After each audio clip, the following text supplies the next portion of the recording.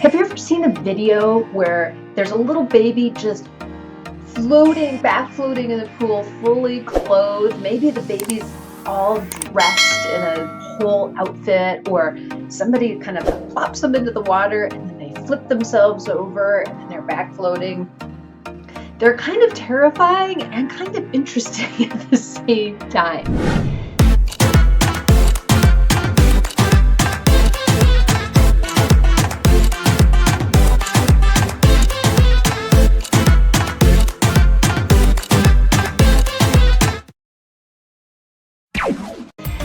Now, this is a particular type of technique that is taught/trained for very small children to really start off their swimming instruction with self-rescue. So they are taught to, when they go in the water, to flip onto their backs and to hang out there until somebody comes and finds them. They're actually taught not even to grab onto the wall and try and pull themselves up, because the weight of their head to their body really makes it difficult for little babies to be able to climb out. And this is not my area of expertise. I did teach this a long time ago, but really my area of expertise is, of course, around adult safety. And I mention this story because we really want to think about, when we go to learn to swim as adults or to become confident and safe in deep water, what is it that we really need to know? Most of the time when we have adults that come to us, they have tried to learn to swim in the past, but always seem to fail. And when we talk about their experience, we really look at that, gosh, most of their attempts have really been around front crawl or freestyle, lap swimming kinds of things, this overarm stroke. Very different than if we go back to that image of those babies going in.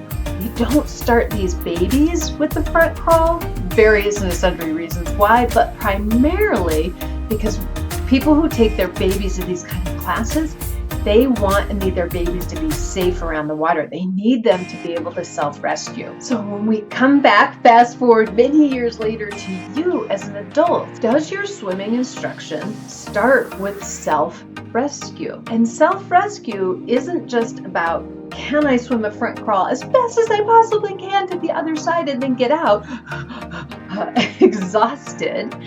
No, it's about, like that little baby, can I stay present?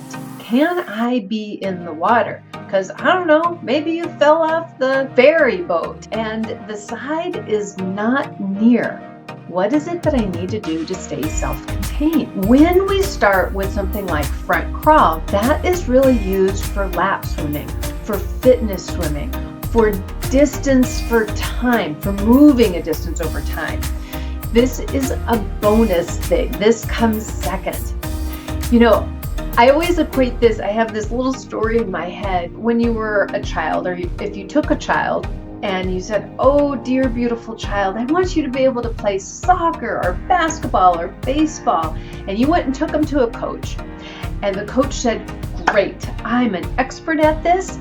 We play in the street, so let's hop in the street, and they start teaching that kid to dribble and pass and run.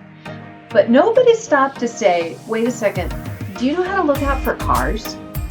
Do you know when it's a good time to play in the street and when it's not a good time to play in the street?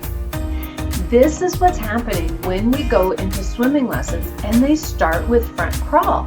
It's like you're starting with teaching soccer about kicking and dribbling and passing in the middle of the street, but nobody has considered that everybody needs to know when a car comes so you can, in that case, get out of the middle of the street, right? We have to take care of safety first. So knowing how to do self-rescue, how to be calm, how to have confidence, how to get air easily anytime you want, how to do rescue swimming, how to be present for a long period of time. This is what we need to have first. This is what comes before we do the bonus thing for lap swimming, if that's even what you want to do. Turns out lots of times once we have this self-rescue, once we know how to be calm, cool, and collected and confident in ourselves, then we're like, lap swimming, I don't know, that doesn't sound very fun, but gosh, snorkeling sounds fun. Or now I know I can go up and do stand-up paddleboarding, and when I fall into the water, I know how to self-rescue. I know how to be calm. I know how to hang out there. Whew, calm down after that unexpected fall off the board, and then be able to climb up on the board or just hang out in the water for a little bit, whatever it is. I'm not having to be in a rush, in an emergency, to frantically get back onto the board. Focusing on the things that are about self-rescue, just like parents do for teaching kids about walking across the street or being able to do self-rescue in the water before you're putting them on swim team. So really take a look and see, where have I been focused on my Learn to Swim journey? Has my Learn to Swim journey been focused around what I see in the Olympics, or has it been focused around how I feel, how I think, and how I understand my body and the water working together? If you want more on that, pop down, free class in there. Can't wait to see you at the water. Aloha!